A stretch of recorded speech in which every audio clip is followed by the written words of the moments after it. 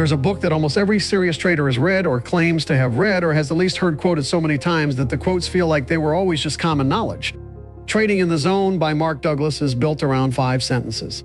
5 fundamental truths, as he called them.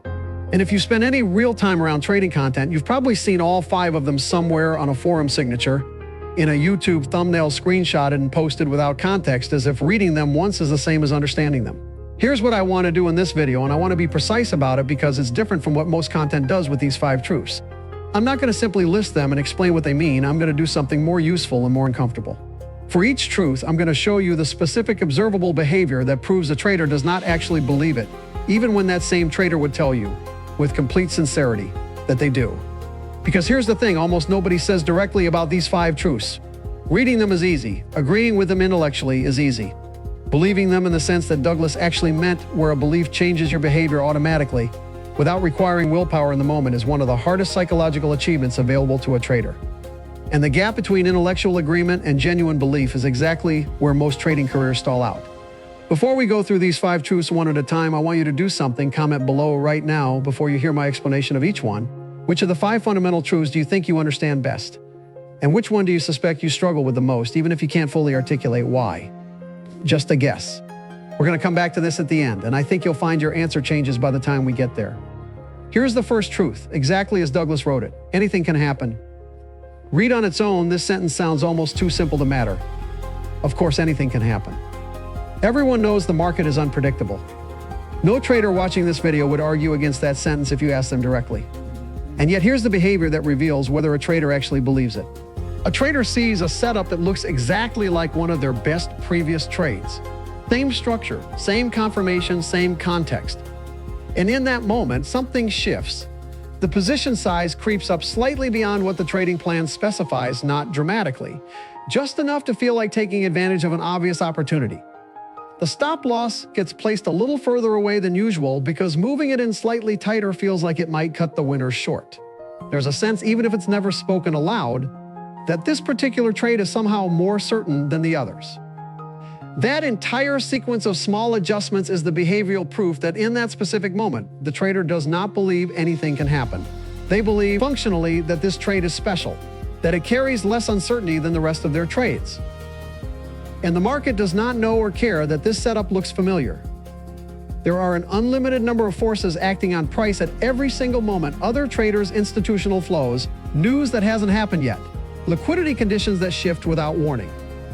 The fact that a setup resembles a previous winner tells you nothing about what happens this time, because this moment in the market has never existed before and will never exist again in exactly this configuration.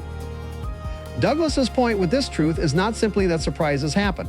It's that there is no such thing as a trade carrying less uncertainty than any other trade, regardless of how confident the pattern recognition feels. The trader who genuinely believes anything can happen sizes every valid setup the same way, places every stop according to the same rules, and feels no instinct to treat a great setup any differently than an okay one that still meets criteria. The trader who only intellectually agrees with this truth will tell you they understand it, and then behave completely differently the moment a setup feels unusually clean. I want you to think honestly about the last time you sized the trade larger because it looked really good. That single behavior, more than anything you could say about your beliefs, is the most accurate evidence of whether truth number 1 actually lives inside you yet. Here's the second truth. You don't need to know what is going to happen next to make money. This one tends to produce a strange reaction the first time traders really sit with it, because so much of trading education is built around the opposite premise, that the entire goal is figuring out what happens next. Better indicators, better analysis, more confirmation. All of it implicitly promises that with enough skill, you can know. Douglas's point is that you cannot, and more importantly, that you don't need to. Profitability comes from the statistical edge of your process executed consistently across a large number of trades, not from correctly predicting any individual outcome. A trader can be wrong about what happens next on the majority of individual trades and still be highly profitable, as long as their edge produces a positive expectancy over a large enough sample. Here's the behavior that reveals whether a trader actually believes this. Watch what a trader does immediately after a loss. If they genuinely believe they don't need to know what happens next, a loss changes almost nothing about how they approach the very next valid setup. The loss was simply one outcome within an expected distribution. They take the next signal with exactly the same conviction as the one before it. But the trader who only intellectually agrees with this truth does something different after a loss. They hesitate on the next setup. They start looking for additional confirmation they didn't require before. They begin often without noticing it, trying to know whether this next trade will work because the previous loss has activated a need for certainty that wasn't there an hour earlier. That hesitation is the proof.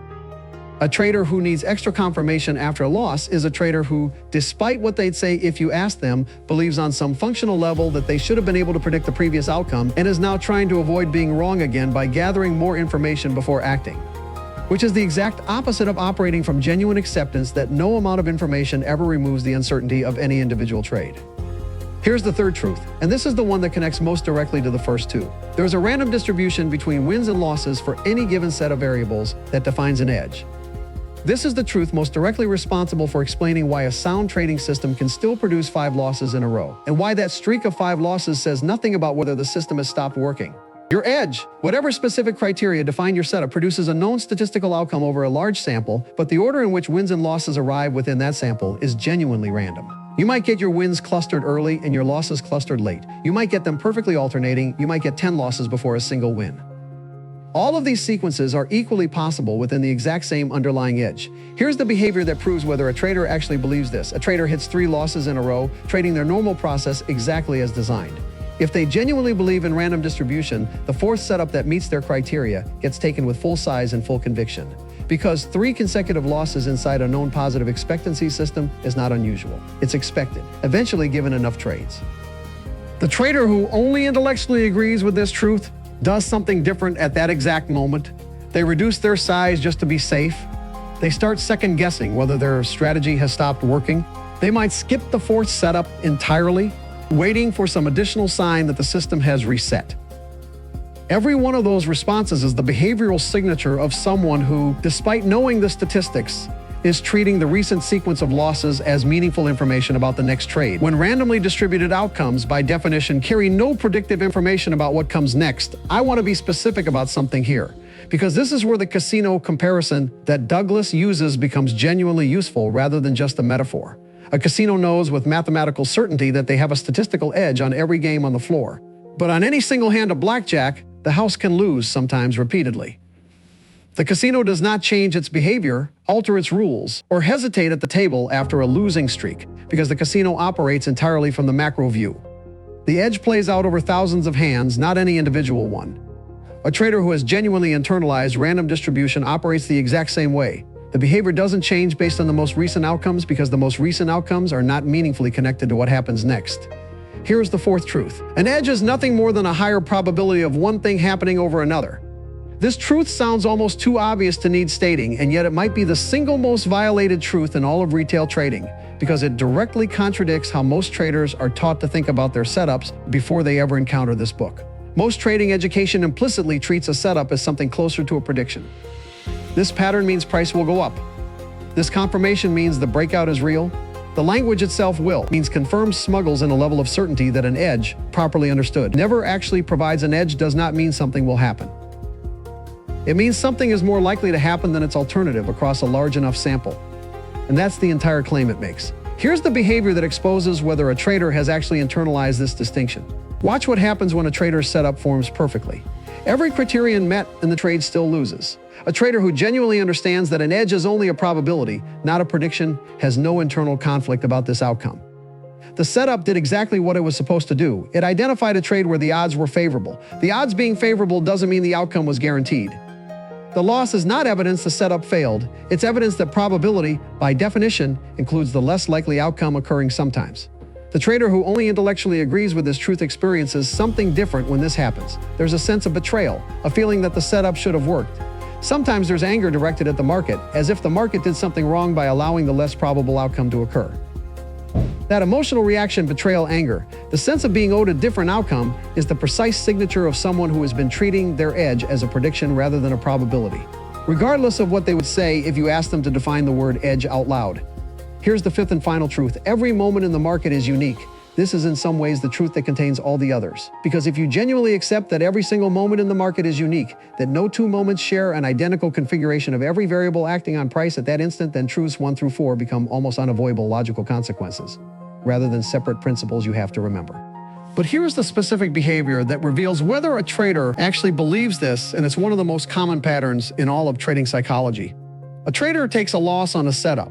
The very next valid signal that appears looks similar to the one that just failed. Not identical, but structurally similar enough that the pattern recognition lights up the same way.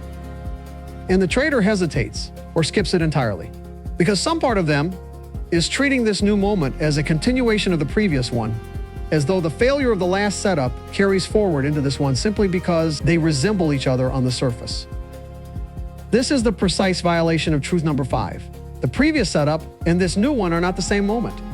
They occurred under different conditions, with different forces acting on price, with an entirely different configuration of every variable that exists in the market at any given instant, including variables no trader could ever fully observe or measure.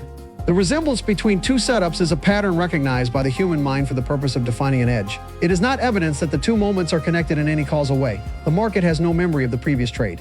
It does not know that setup just failed. It is responding in this new moment to an entirely new and unique set of forces that has never existed before and will never exist again. A trader who genuinely believes every moment is unique treats the new setup on its own terms, completely independent of how the previous one resolved. A trader who only agrees with this intellectually carries an invisible emotional residue from each previous trade into the next one.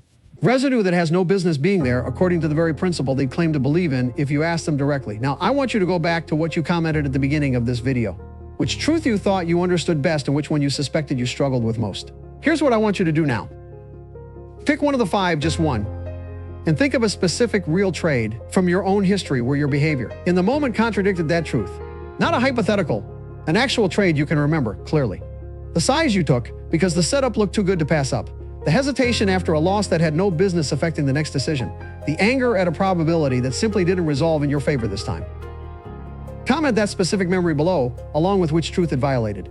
I want you to see in your own words the exact gap between what you say you believe and what you actually do under real conditions. Because that gap, named specifically and honestly, is the single most useful piece of self-knowledge available to you in your development as a trader. Here's what I want you to take away from this entire video, and I think it's more important than any individual truth. We just covered, these 5 sentences are not difficult to read. You could memorize all 5 of them in under a minute. The difficulty was never informational. Mark Douglas was not handing traders a secret they hadn't heard before. He was describing 5 beliefs that if genuinely held, not recited, not agreed with in conversation, but actually held at the level where they shape behavior automatically, produce a trader who operates without fear, without the need to be right, and without the emotional residue that turns a probabilistic game into a personal one. The distance between knowing these 5 sentences and believing them is not closed by reading the book again, or by watching this video again, or by writing the 5 truths on a sticky note and looking at them every morning. It is closed the way every genuine belief is built, through repeated, honest experience where you watch yourself violate the truth. Notice the violation specifically, rather than explaining it away, and slowly, trade by trade, session by session, close the gap between what you'd say and what you actually do. That is the real work this book is pointing toward. Not 5 facts to know, 5 beliefs to become, and the trader who eventually trades from inside that belief. Not reciting it, but operating from it the way you operate from gravity, without needing to remind yourself it's true before you take a step. That trader has found something that no strategy, no indicator, and no amount of market analysis could ever give them on its own. That is what being in the zone actually means. And that is exactly where this series is going next.